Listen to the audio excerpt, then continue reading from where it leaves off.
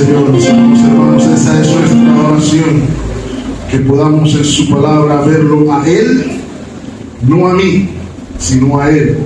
Oremos porque el Señor traiga edificación por medio de su palabra, que traiga consuelo por medio de su palabra, exhortación por medio de su palabra, sobre todas las cosas, que los labios falibles de su servidor no sean impedimento para su palabra infalible. En Cristo Jesús lo pedimos. Amén. Mis amados hermanos, lo hemos logrado por la gracia del Señor. Hemos llegado al último domingo del año 2023, año de diversas circunstancias, año de diversas dificultades, año inclusive de diversas crisis de una u otra índole. Sin embargo, mis amados hermanos, la meditación de hoy la queremos hacer en términos de acción de gracias. Queremos dar gracias a Dios, no solamente por lo que ha hecho a lo largo del año, que sin duda ha sido mucho. Pudiéramos cantar el himno que dice: cuenta tus bendiciones y verás todo lo que Dios ha hecho, y sin duda alguna se nos acaban los dedos de la mano y de los pies para agradecer las bondades de Dios para con nosotros este año. Pero no quiero quedarme solamente en el pasado, sino que quisiera exhortar a la iglesia hoy a que podamos también agradecer de antemano por lo que Dios hará en el año 2024. Y para hacer eso vamos a utilizar el Salmo 75. Y como ya he mencionado en alguna ocasión, los salmos tienen la cualidad, tienen la capacidad profunda de examinar las emociones humanas. Los salmos profundizan en el interior del ser humano, nos dan palabras piadosas para expresarnos delante de Dios. Por eso algunos oran con regularidad los salmos. Los salmos también, mis amados hermanos, nos dan una visión real, una perspectiva real de la vida. No nos lo endulza, sino nos enseña cómo es la vida real en este caminar con Dios, donde hay gozo en algún momento, hay lamento en otro momento, pero en medio de todas las emociones que podamos experimentar, Dios es glorificado. Los salmos también tienen la cualidad de mostrarnos, convencernos de pecado, tal como toda la palabra de Dios. Nos animan en la dificultad, fortalecen nuestra fe cuando a veces ya no queremos seguir, cuando nos cuesta impulsarnos hacia adelante, cuando pensamos es demasiado. Los salmos tienen la capacidad, mis amados hermanos, de empujarnos hacia adelante. Los salmos también tienen la cualidad de ayudarnos a perseverar en medio de las circunstancias. Pero sobre todas las cosas, lo que hacen los salmos es mostrarnos a Dios y su gloria. Nos muestran su carácter, su soberanía, su poder, su gobierno, y nos muestran su majestad. Por eso escogimos el Salmo 75. De hecho, el Salmo 75 es un salmo de agradecimiento. Y si se dieron cuenta al inicio, es un salmo de agradecimiento congregacional, comunitario, pudiéramos decirlo así. La frase con la que inicia el salmo es: gracias te damos, oh Dios, gracias te damos. Cada uno de los participantes en la congregación de los santos entona esa exclamación de agradecimiento y alabanza. Ahora, lo que hace aún más interesante este salmo es que este se sale de la norma de agradecer después de. Porque normalmente usted y yo agradecemos al experimentar la misericordia de Dios, decimos: gracias, Señor, porque me mostraste tu misericordia hoy. Gracias, Señor, porque me perdonaste hoy. Gracias, Dios, porque supliste para mí hoy. Este Salmo, el 75, tiene la cualidad de que se sale de ese molde y se agradece de antemano.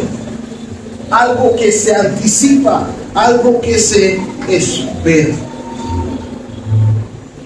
Es un agradecimiento, mis amados hermanos, que mira hacia el futuro, y lo cual, mis amados hermanos, considero viene como anillo al dedo para nuestra meditación de fin de año, donde de nuevo, hermanos, quisiéramos hacer ambos: mirar atrás en agradecimiento a Dios por lo que ha hecho, y al mismo tiempo mirar hacia el futuro también en acción de gracias. ¿Cuál es nuestra premisa en la mañana de hoy? Gracias, hermano. La cercanía del Dios soberano con su pueblo es garantía de esperanza para el pueblo de Dios. Esa es mi premisa, mis amados hermanos. El hecho de que Dios esté cercano a su pueblo nos brinda o es garantía de esperanza para lo que venga. Por eso quise titular el mensaje de esta mañana: una cercanía para agradecer, una cercanía por la cual agradecer. Y hay 3 puntos a lo largo del Salmo en donde me quisiera enfocar, o a lo que quisiera llamar su atención. Lo primero, el llamado a agradecer la cercanía divina, agradeciendo su cercanía. Lo segundo, poco común, pero quisiera marcarlo en nuestros corazones por la gracia de Dios, es agradecer su soberanía. Y en tercera instancia, que podamos agradecer su misericordia. Algo que va a ser clave, mis amados hermanos, para que usted y yo podamos comprender el Salmo, es tratar de sumergirnos en su contexto. Toda la Escritura tiene contexto, y aún los salmos, que son una recopilación de cantos, es el himnario de la iglesia del Antiguo Testamento, pudiéramos decirlo así, tiene un contexto, un trasfondo cultural, inclusive histórico. Quisiera llamar su atención a lo que se conoce como sobrescrito. Algunos salmos, la mayoría, tienen un encabezado, tienen un subtítulo, digámoslo así, donde se dicen ciertas palabras que a veces pasamos por alto, pero que a veces transmiten información importante para comprender lo que se ha de cantar o lo que se ha de leer. En este caso en particular, el sobrescrito dice al músico principal sobre no destruyas, salmo de Asaf, cántico. Ya se nos dice inmediatamente a quien algunos atribuyen que es el autor. Algunos consideran que puede ser el mismo Asaf o levitas de la corriente o de la línea de Asaf. Eso puede ser.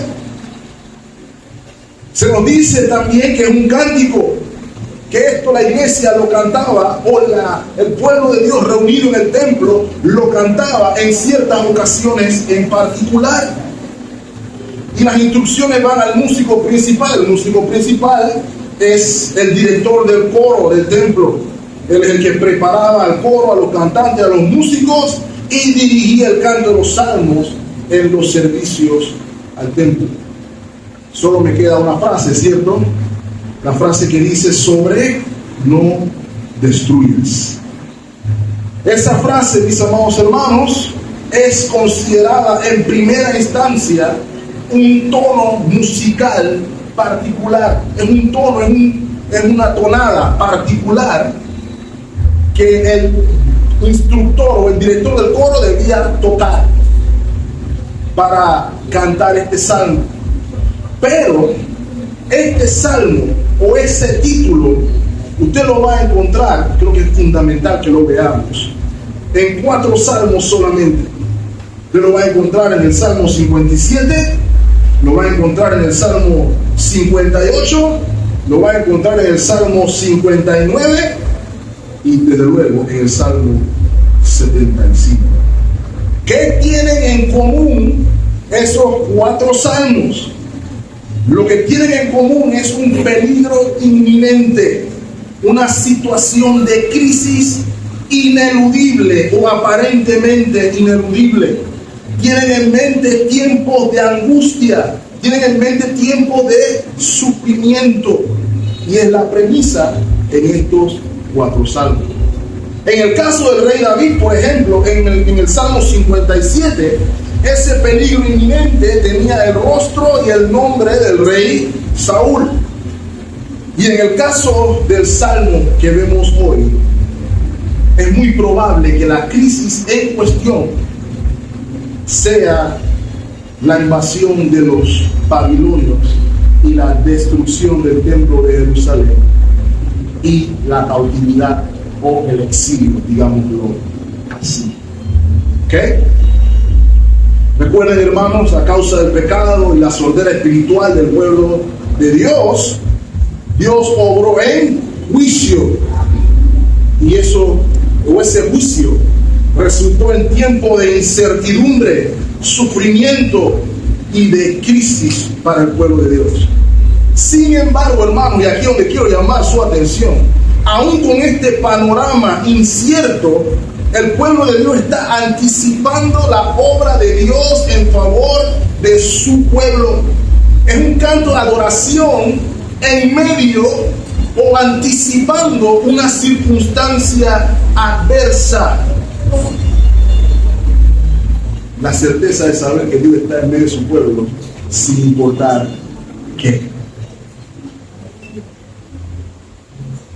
Hay una certeza del favor de Dios en medio de su pueblo. Y en medio de esas circunstancias, el pueblo dice: gracias te damos, oh Dios, gracias te damos. Y mis amados hermanos, creo que es precisamente por esto que el mensaje del Salmo es apropiado para nosotros hoy. Aun cuando usted y yo no sabemos con exactitud qué nos depara el año 2024, debemos reconocer que no siempre se tienen los mejores augurios, ¿cierto?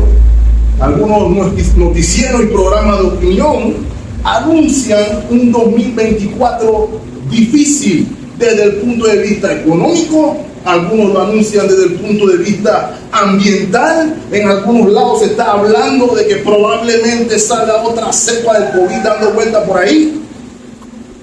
Las expectativas no necesariamente parecen las más positivas. Puede inclusive que como iglesia usted y yo nos enfrentemos a ciertas limitaciones de índole económico, pudiéramos inclusive decir. Sea lo que sea, mis amados hermanos, usted y yo, su pueblo, podemos decir: gracias te damos, Señor, gracias te damos.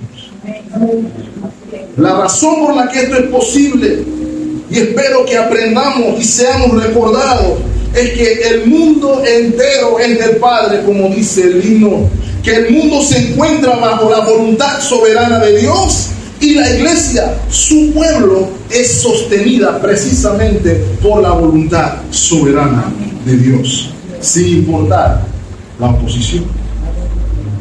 Y por eso quisiera ver, mis amados hermanos, el espíritu, el tono de este salmo. Y usted pensará, por ejemplo, en el Salmo 74, Asaf no suena muy alegre.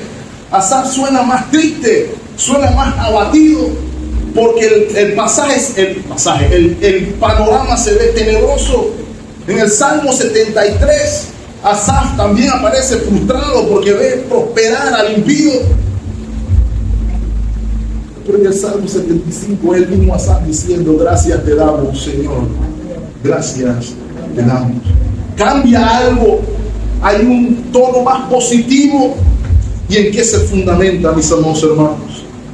Dice el versículo 1: gracias te damos, oh Dios, gracias te damos, pues cercano está tu nombre, los hombres cuentan tus maravillas. Si se dieron cuenta, el agradecimiento es efusivo, es profundo, es intenso y lo podemos notar en la repetición. Gracias te damos, gracias te damos. Oh, gracias te damos. Es una emoción real que sale del corazón, no de Asaf, sino del pueblo completo, de la congregación completa. Mis amados hermanos, es importante que usted note cómo fluye la alabanza de un corazón que está agradecido con Dios. ¿Y cuál es la razón de la explosión de alabanza, mis amados hermanos? La razón la vemos en la segunda parte del versículo 1. La cercanía de su nombre. ¿Lo ven ahí? ¿Por qué damos gracias, Señor? Porque estás cercano. Cercano está tu nombre. Ya hemos mencionado, mis amados hermanos, que el nombre de Dios representa con exactitud todo el carácter, toda la reputación, toda la majestad divina. Y añade algo más, mis amados hermanos. El nombre de Dios implica también la presencia de Dios mismo. Dios mismo estaba cercano. Y la iglesia anticipa la mano de Dios en favor de su pueblo porque Él está cercano. Inclusive, mis amados hermanos, el pueblo anticipa el juicio de Dios sobre los opresores de su pueblo, lo cual resultaría en la redención o la libertad de su pueblo. ¿Qué tan seguro es que los hombres cuentan sus maravillas? Y mis amados hermanos, las obras previas de Dios ratifican, mis amados hermanos, los beneficios de su cercanía. Porque, mis amados hermanos, donde su presencia está, lo acompañan sus obras. ¿Amén? Acompáñenme a Apocalipsis capítulo 15, versículos 3 y 4, y verán que este sentido de expresión en esta poesía, en este canto, nos lleva, nos traslada a otro momento de liberación divina. Apocalipsis 15, versículo 3. Y cantan el cántico de Moisés, siervo de Dios, y el cántico del Cordero. Si recuerdan, esto lo vimos cuando iniciamos la primera parte del libro del Éxodo. Y este es un canto de liberación, un canto de redención obrado por Dios a través de Moisés en el Éxodo y finalmente obrada con Cristo en el cumplimiento del tiempo. Y note cuáles son las palabras del canto. Grandes y maravillosas son, ¿qué cosa? Tus obras, Señor Dios Todopoderoso. Y note lo que sigue, que es importante. Justos y verdaderos son tus caminos, Rey de los santos. Versículo 4. ¿Quién no te temerá, oh Señor, y glorificará tu nombre? Pues solo tú eres santo, por lo cual todas las naciones vendrán y te adorarán, porque tus juicios se han manifestado. Es un canto de liberación, y este es el tono con que se pregunta el salmista acerca de las maravillas que el pueblo recuerda. Dios ejecutando juicios en favor de su pueblo. Particularmente podemos recordar el juicio en Egipto, ¿cierto? En Egipto, que era en favor precisamente de la redención del pueblo divino. Y que así como lo hizo con los egipcios, pensaba su pueblo: el Señor nos librará de los asirios, de los babilonios, de quien tenga que librarnos el Señor, porque justos y verdaderos son sus caminos, y Él juzga a todas las naciones, cada una de ellas. Noten, mis amados hermanos, lo hemos dicho toda la vida. Salmo 23, 4. Aunque ande en valle de sombra de muerte, no temeré mal alguno. Y siempre hago este apóstrofe aquí: no temeremos porque somos valientes y fuertes como David. No, La razón por la cual no hay temor es por la presencia, es por la cercanía del nombre de Dios para con su pueblo. No temeré mal alguno porque tú estarás conmigo. Tu vara y tu cayado me infundirán aliento. Y las herramientas del pastor, mis amados hermanos, nos apuntan a los beneficios de la cercanía de Dios en medio de su pueblo, de la presencia de Dios en medio de su pueblo. Por lo cual el pueblo de Dios debía comprender o agradecía de antemano de que sea lo que sea que la providencia del Señor disponga, ellos pueden dar gracias porque Dios está con ellos desde antemano. En el caso de Asaf era un ejército, pero ya hemos mencionado qué puede ser en su caso. No sabemos si hay enfermedad, no sabemos si hay crisis económica, no sabemos, pero lo que sí sabemos es que Dios está cercano con su pueblo, siempre. ¿Y en qué se fundamenta todo esto? Es mi segundo punto, de que agradezcamos su soberanía. Mis amados hermanos, lastimosamente, la soberanía de Dios es el atributo menos popular. Todo el mundo le gusta escuchar que Dios es amor, como vimos esta mañana. Todos aplaudimos cuando decimos que Dios es bueno. Todos alabamos cuando decimos que Dios es justo. Pero no siempre nos sentimos igual cuando comprendemos que Dios es soberano. Algunos ven con desdén la soberanía de Dios, pero mis amados hermanos, es mi intención, con la ayuda de este salmo, de que usted pueda estar convencido hoy de que la soberanía de Dios es algo por lo cual agradecer y no quejarse. Porque un Dios soberano es el que puede intervenir en las circunstancias de los hombres. Un Dios soberano es el que puede salvar. Un Dios soberano es el que puede restaurar. Un Dios soberano es el que puede ejercer juicio y que prevalezca la justicia. Pero si Dios no es soberano, mis amados hermanos, Él no puede cumplir su propósito. Pero el testimonio bíblico es otro. Y aquí lo vamos a escuchar de palabra de Dios mismo. Note que a partir del versículo 2, mis amados hermanos, hay un cambio. Ya no es la congregación la que habla aquí. Tampoco es el poeta el que está hablando aquí. Las atribuciones que se hacen aquí no encajan para ningún ser humano, sino que las atribuciones que se hacen tanto de los versículos 2 hasta el 5 requieren reconocer que es Dios mismo el que está hablando. Dios está hablando aquí en primera persona. De hecho, como trivia, puedes saber que es común en los salmos de Asaf encontrar a Dios de repente hablando en primera persona, dando un oráculo, dando revelación a su pueblo. Y es lo que tenemos aquí. Mis amados hermanos, quiero que noten, Dios se está revelando aquí. Y esto es importante, porque es importante que usted y yo reconozcamos, mis amados hermanos, que nuestro caminar cristiano se fundamenta en el conocimiento que tengamos de Dios. La fe no es irracional.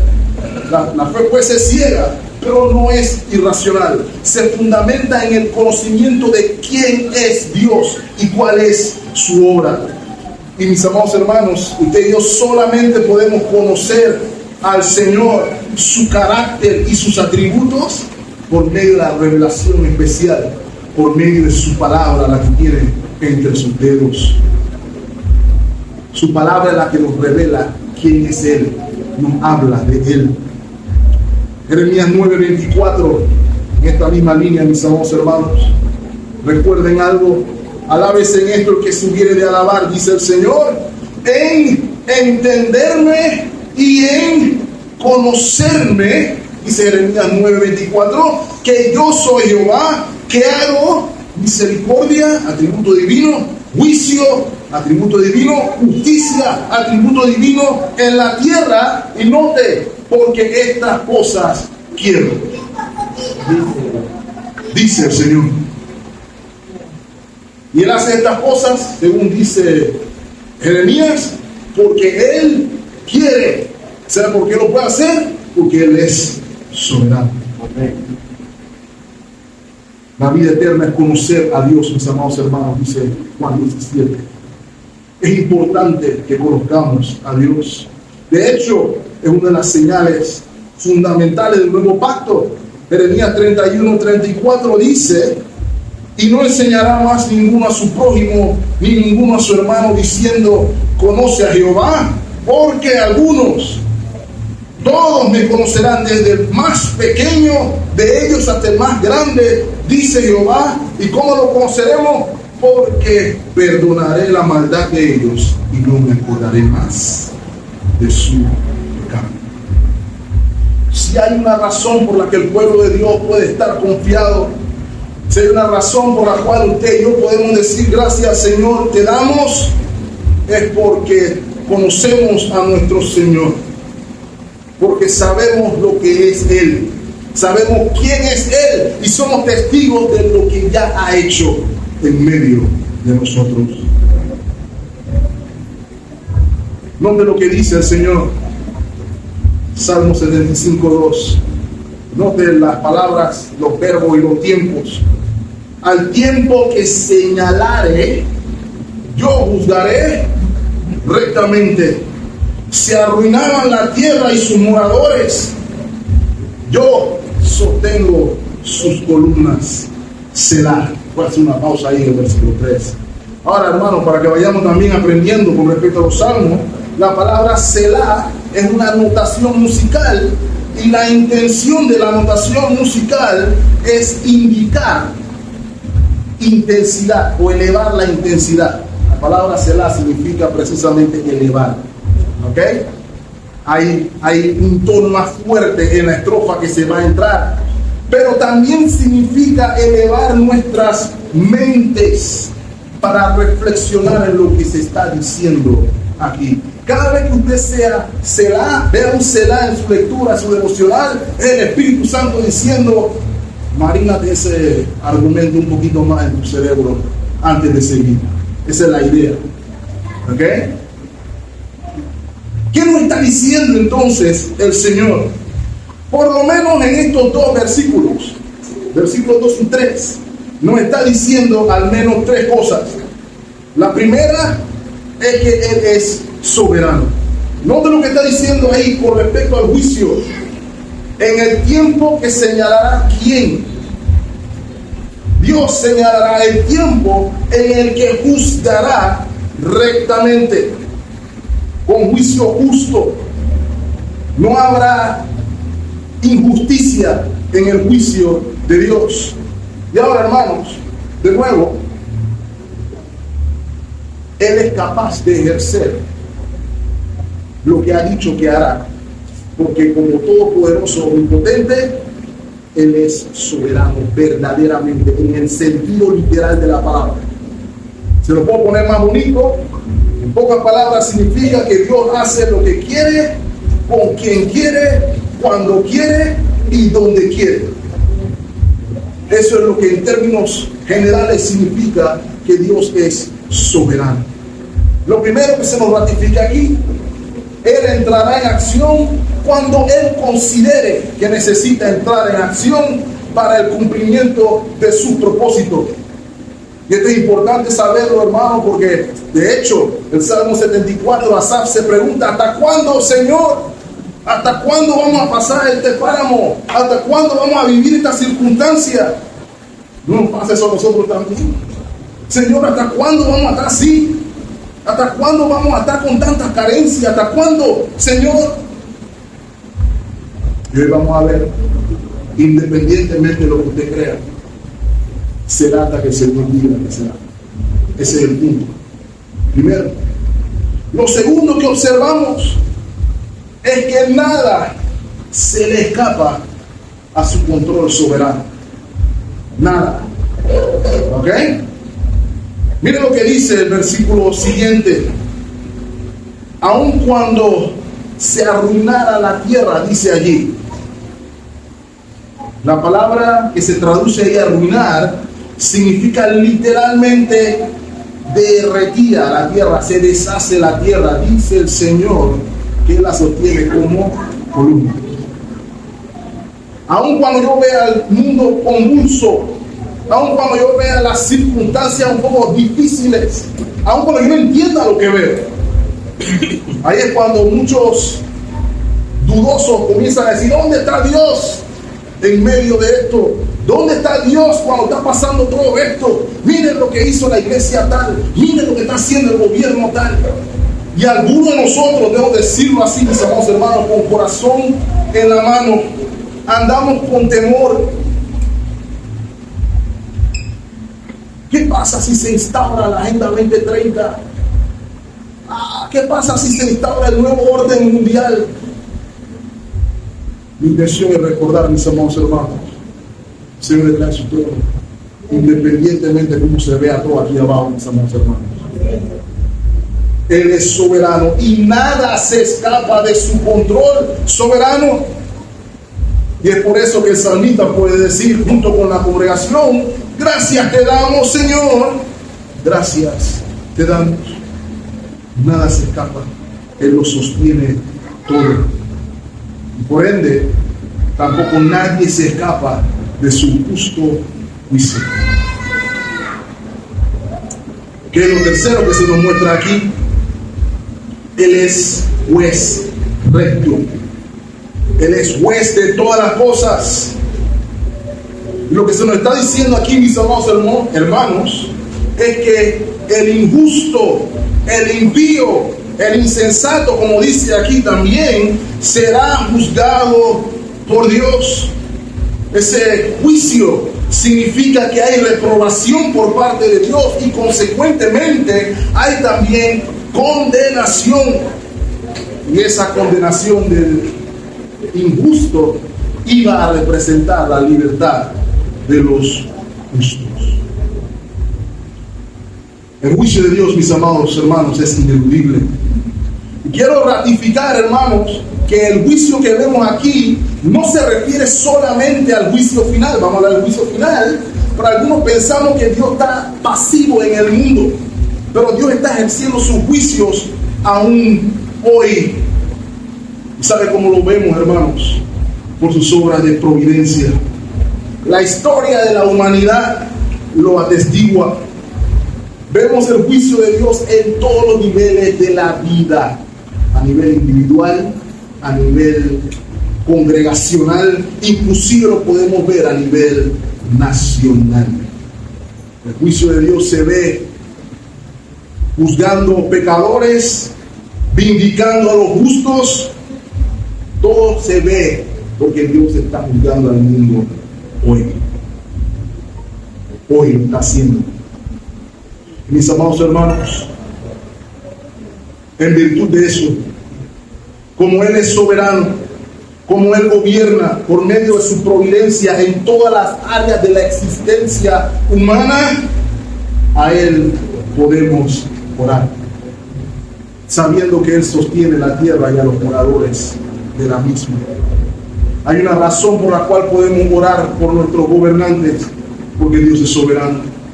Hay una razón por la que oramos por la salvación de las almas, porque Dios es soberano. Hay una razón por la que oramos por el cuidado protector de Dios sobre su pueblo, porque Él es soberano. Hay una razón por la que oramos por sanidad para los enfermos, porque Él es soberano.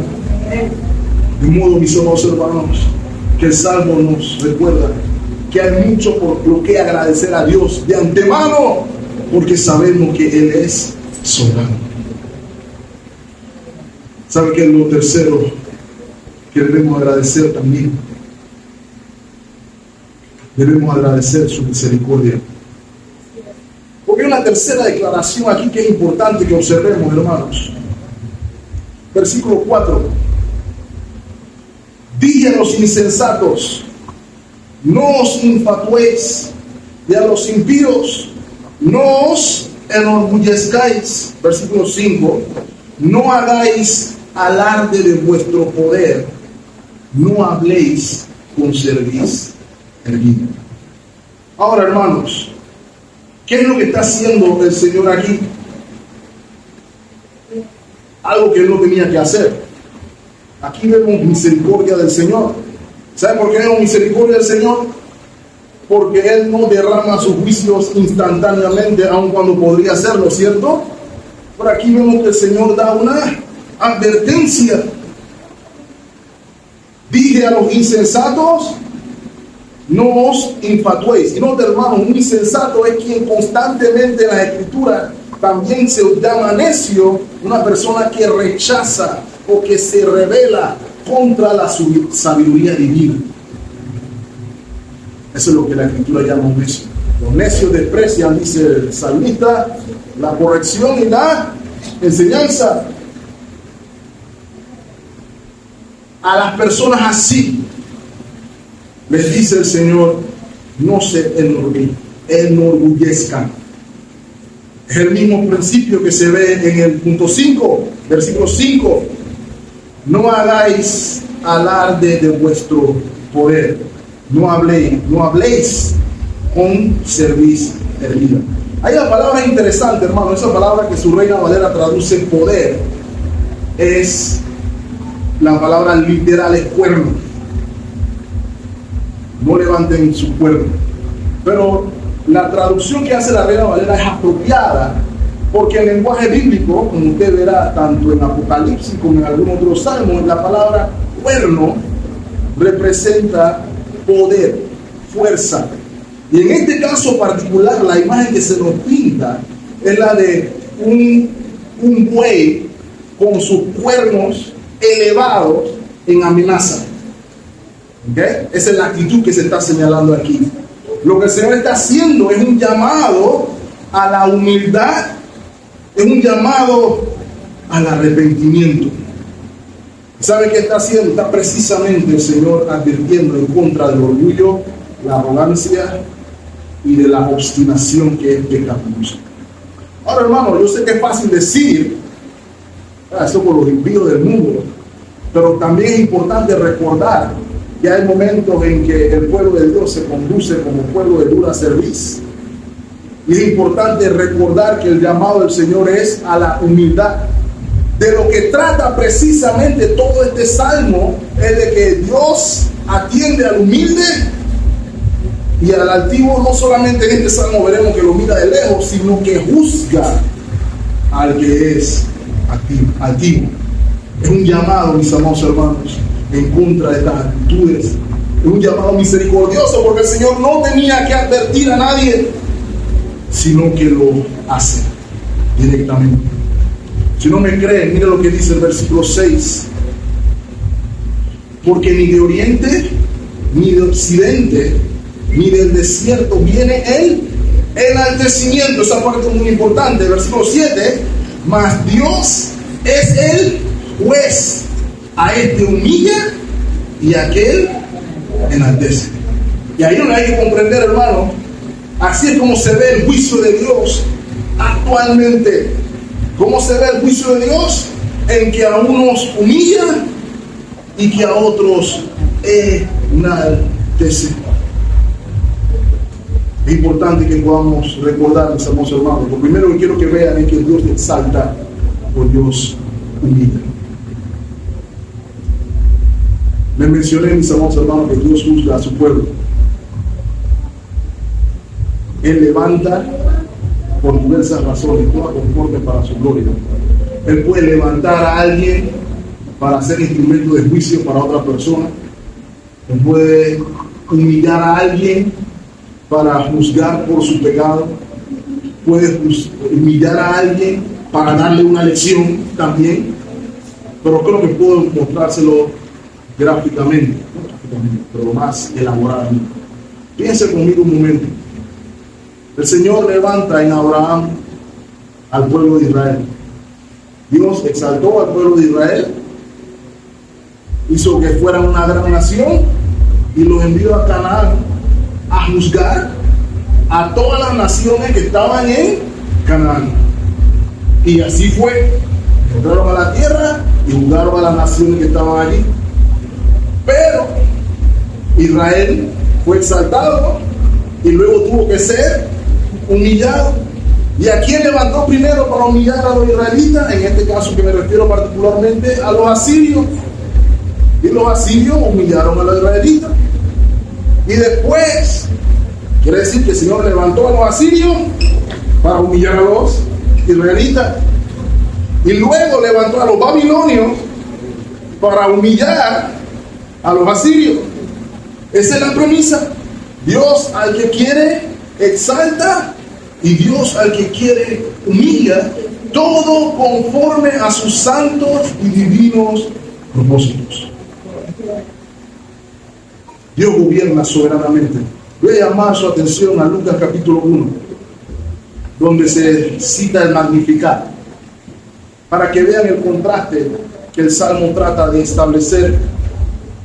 Dios está activo hoy, Dios está soberanamente juzgando hoy y obrando providencialmente en medio de su pueblo. Dice el Magnificat, versículo 46. Entonces María dijo: engrandece mi alma al Señor, y mi espíritu se regocija ¿en quién? En Dios mi Salvador, porque ha mirado la bajeza de su sierva. Pues he aquí desde ahora dirán bienaventurada todas las generaciones. Versículo 49. Porque me ha hecho grandes cosas. ¿Quién? El poderoso. No te da alabanza. Santo es su nombre, y su misericordia es de generación en generación. ¿A quiénes? A los que me temen.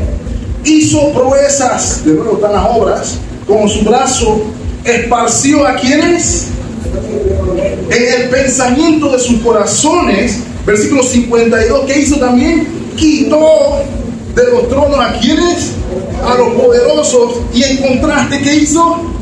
Y exaltó a los humildes, a los hambrientos, los colmó de bienes, y a los ricos, ¿qué le pasó? Los envió vacíos. Ven el contraste. Dios al que quiere exalta, Dios al que quiere humilla. Versículo 54, socorrió a Israel su siervo, acordándose de la misericordia de la cual habló a nuestros padres para con Abraham y su descendencia para siempre. María está hablando aquí, mis amados hermanos, en términos proféticos, porque el cumplimiento de esta profecía se da formalmente con la venida del Hijo Jesucristo. Pero note, hermanos, el contraste en cómo Dios juzga. ¿Okay? A los poderosos injustos los humilla, y a los humildes piadosos los exalta. Esa es la premisa. Así es como opera el Señor. ¿A dónde voy con esto, mis amados hermanos? Usted tiene dos opciones con la providencia de Dios. Usted puede quejarse por Babilonia, como podían haber hecho Asaf y el pueblo, o usted puede orar en fe sabiendo que Dios iba a lidiar con Babilonia. Usted tiene la misma opción hoy, de saber de que el Señor, a pesar de las circunstancias, traerá libertad a su pueblo. Ahora, es importante notar, mis amados hermanos, porque aquí también no podemos hacer los legalistas, pero note algo, voy a repetir eso de nuevo. No siempre que Dios exalta es porque somos buenos. ¿Ok? Eso es importante pensar, porque a veces cuando pensamos que estamos en el valle o en la montaña, decimos, Dios es bueno porque me tiene en el valle. Pero no necesariamente usted está elevado porque es bueno, sino porque Dios lo está usando para humillar a alguien, como ya mencioné, por poner un ejemplo. Y al mismo tiempo, no siempre que estamos en el valle quiere decir que estamos en pecado. Porque hay algunos que andan promoviendo esa doctrina rara de que si estás limpio es porque estás en pecado. ¿Qué pecado estás cometiendo? No necesariamente. De nuevo, la premisa es que Dios exalta o humilla conforme a sus propósitos divinos. Nunca olvide, mi amado hermano, usted y yo estamos siendo hechos conforme a la imagen de su Hijo. Y eso es lo que importa. Entre hacerme rico y ser como Cristo, sepa, ser como Cristo lleva prioridad. Y el Señor hará lo que tenga que hacer para que usted sea como Cristo si usted es de Él. Esa es la premisa. ¿Ok? Pero note el ejemplo que estoy tratando de dar, mis amados hermanos, aplica en todas las áreas de nuestra vida. ¿Acaso la vida del creyente siempre está así? No.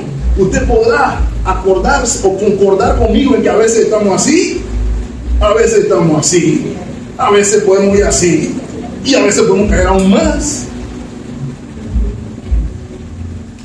Y esto es parte de la providencia del Señor. Como congregaciones, también lo pudiéramos reflexionar. Un momento que esta iglesia contaba su membresía arriba de los cientos. Todo el mundo tenía que ver con el templo en Colombia. Pero hay un momento que ya no estamos así, ¿cierto? Ya no nos contamos entre los cientos. Todo es conforme a la voluntad del Señor. Y habrá que evaluar por qué. Y el Señor lo mostrará en su momento. No estoy diciendo que el juicio esté excluido, pero estoy diciendo también que puede ser el propósito de humillar a su pueblo para comprender que Él es Señor.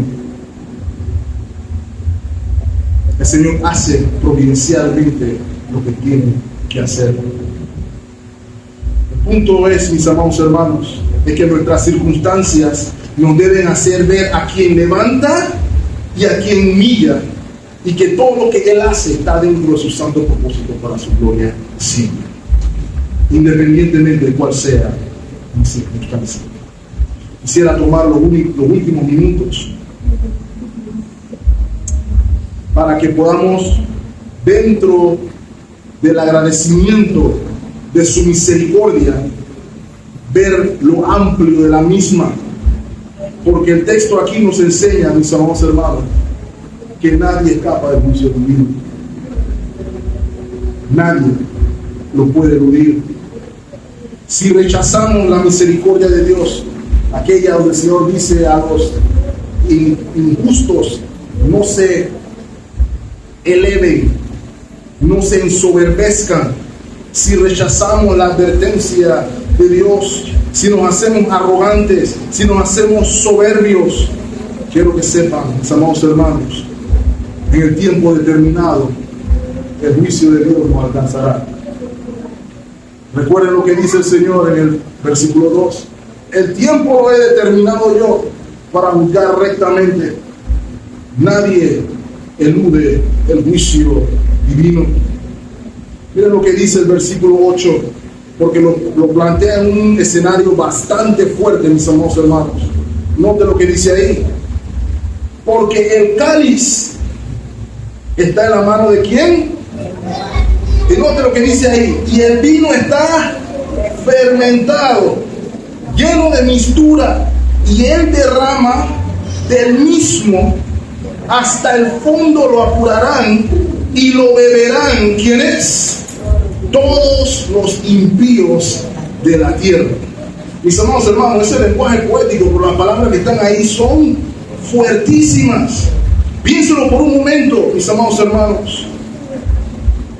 Esta es referencia al juicio de Dios.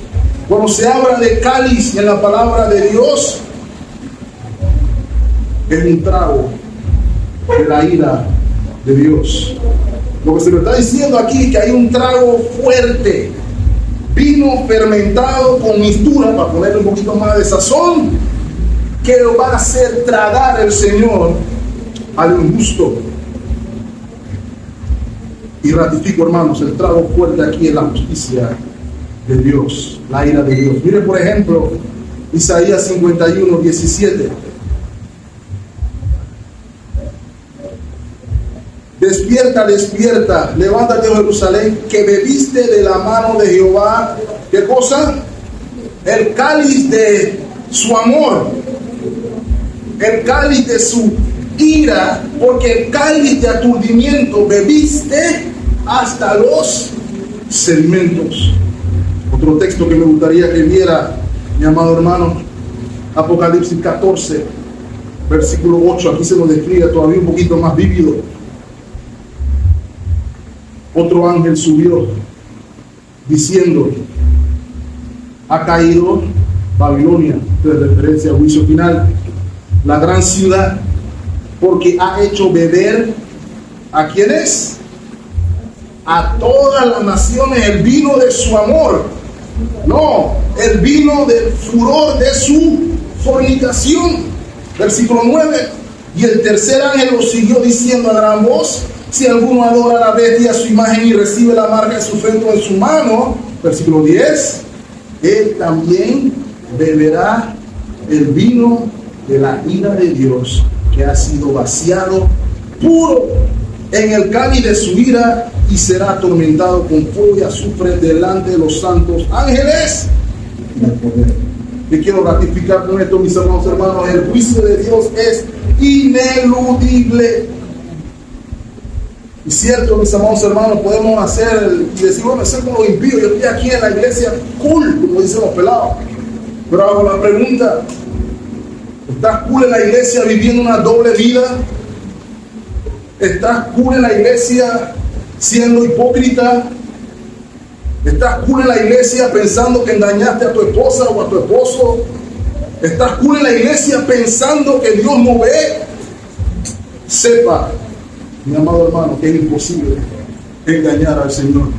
Y el juicio o el trago amargo espera a los impenitentes. De hecho, esa es la esperanza del salmista, que el Señor hará juicio sobre los impenitentes para que haya libertad. Pero lo que nos recuerda a nosotros hoy, mis amados hermanos, más que nunca, es nuestra necesidad de un Salvador. Porque ese cáliz es el que todo pecador merece. Te recordará, mis amados hermanos, la palabra del Señor en Mateo 26:39, para que tengamos una idea de a qué me refiero. Dice el Señor, yendo un poco más adelante, se postró sobre su rostro ante nuestro Salvador, diciendo: Padre mío, si es posible, pase de mí esta copa. Una pausa ahí, hermano. ¿Sabe a qué copa se está refiriendo el Señor ahí? No es una copa de vino como la que tomamos en la comunión, sino que se refiere, mis amados hermanos, a la copa de la ira de Dios, la cual es preferible pasar, y algunos de nosotros estamos expuestos a ella. Y el Señor dice: si es posible, pasa de mí esta copa. Siempre que veo un pasaje aquí, así me acuerdo de cosas de mi infancia. En particular, hermano, me recuerdo de un villano de una serie de televisión que yo veía que me fascinaba. Usted sabrá que hay varias series de televisión donde usted escucha esa frase: nos veremos en el infierno.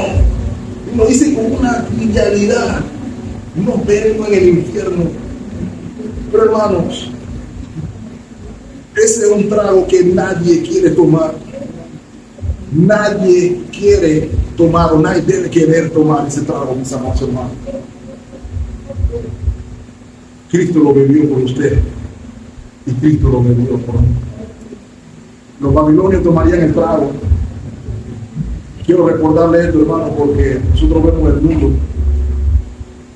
Dios levanta naciones, caen naciones. Vemos naciones que eran adalides de la fe cayendo bajo el juicio de Dios. Nunca pensemos, hermano, que Panamá está exento de ese juicio de Dios.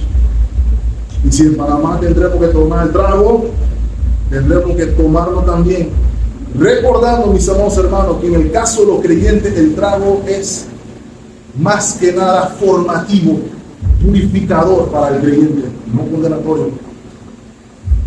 Pero no tomemos en vano la palabra del Señor. Todas las sociedades que terminan aplaudiendo lo que Dios detesta, terminan experimentando el juicio de Dios, hermanos, aquí. Aquí, no estoy hablando del juicio final, aquí. Porque Dios es soberano y Él está en su trono hoy. Él está activo hoy. En Cristo tenemos perdón porque Él bebió la copa, mis amados hermanos. Y a razón de eso, usted puede escuchar las palabras finales del salmista, ¿cierto? ¿Qué es lo que hará el salmista? Versículo 9. Pero yo siempre anunciaré y cantaré alabanzas al Dios de Jacob. y quebrantaré todo el poderío de los pecadores, pero el poder del justo será exaltado. ¿Qué es lo que está diciendo aquí el salmista? El Señor cortará el cuerno, a eso que se refiere, de los pecadores. Pero ¿qué hace con el de los justos, hermano? Exaltará. Él humilla al soberbio y exalta al humilde. Pero note aquí la característica del humilde, hermano. Aquí no dice el que viene para la iglesia los domingos. Aquí no dice el que viene de vez en cuando. Aquí no dice el que da la ofrenda nada más. Aquí dice el que es justo. Aquel que ha sido justificado, lavado por la sangre del Cordero, y que su justicia, la de Cristo, se le ha imputado por la fe, haciéndolo hijo de Dios. A ese dice el Señor que Él exaltará. Por eso, mis amados hermanos, sin importar qué nos traiga el 2024, qué circunstancias se den, qué crisis suceda a nivel nacional, a nivel mundial, o inclusive qué circunstancia adversa tengamos que lidiar como congregación, hemos de recordar que el Señor que nos sostuvo en el año 2023 es el mismo que nos sostendrá en el año 2024. Sabemos que Él obra en el momento determinado para usted y para mí. Y que si estamos en una montaña, damos gracias a Dios por la montaña y seguimos alabando. Y si estamos en un valle, porque el Señor nos humilló, hacemos lo mismo. Damos la gracia al Dios soberano porque Él sabe por qué. Y que todas las cosas obran a bien para aquellos que aman a Dios y conforme a su propósito son. Él es el que nos sostiene hoy, el que nos sostendrá mañana y el que nos sostendrá siempre. Sea la que sea la circunstancia, mis amados hermanos, aquello que nos debe sostener es que nosotros conocemos al que humilla y al que exalta, y Él está con nosotros. Señor, bendiga ricamente, hermanos. Estemos orando. Amado Señor, te alabamos por tu palabra. Alabamos tu soberanía. Esa es la razón por la cual, Señor, podemos decir desde ya, Señor, gracias, gracias. Gracias por lo que has hecho.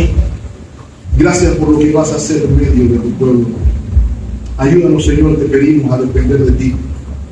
Ayúdanos a poner nuestras esperanzas en ti, no en las circunstancias, no en los gobernantes, no en lo que suceda a nuestro alrededor, sino que nuestra mirada esté puesta inamovible en aquel que hace justicia, aquel que gobierna con equidad, con rectitud. Ayúdanos, Señor, a estar animados de saber que aun cuando haya quienes quieran nuestro mal, tú gobiernas. Ayúdanos a mantenernos animados al saber de que aun cuando la iglesia puede encontrar oposición de alguna manera u otra, a recordar que tú estás con nosotros y las puertas del Hades no pueden prevalecer contra la iglesia de Jesucristo. Ayúdanos a recordar, Señor, que tú eres soberano. Tenemos un Dios que gobierna, al cual podemos recurrir. No tenemos a un Dios dependiente, a un Dios enclenque que depende de que hagan los hombres para ver si Él hace o no hace. Él hace desde antes de decirlo y cumple lo que ha dicho, porque Él es soberano. Ayúdanos a proclamar a sí mismo: así dice Jehová, en medio de este mundo pecador, y que podemos ser luz en medio de las tinieblas. Ayúdanos a advertir del juicio venidero para los soberbios. Te pedimos igualmente, Señor, que nos guardes de la soberbia. Enséñanos humildad en el 2024. Enséñanos que no dependemos de nuestra fuerza, de nuestro coraje, de nuestra inteligencia, porque dependemos de ti. Danos corazones que miren al cielo en lugar de su alrededor. Todo esto lo pedimos y damos gracias en Cristo Jesús, nuestro Señor y Salvador. Amén. Amén.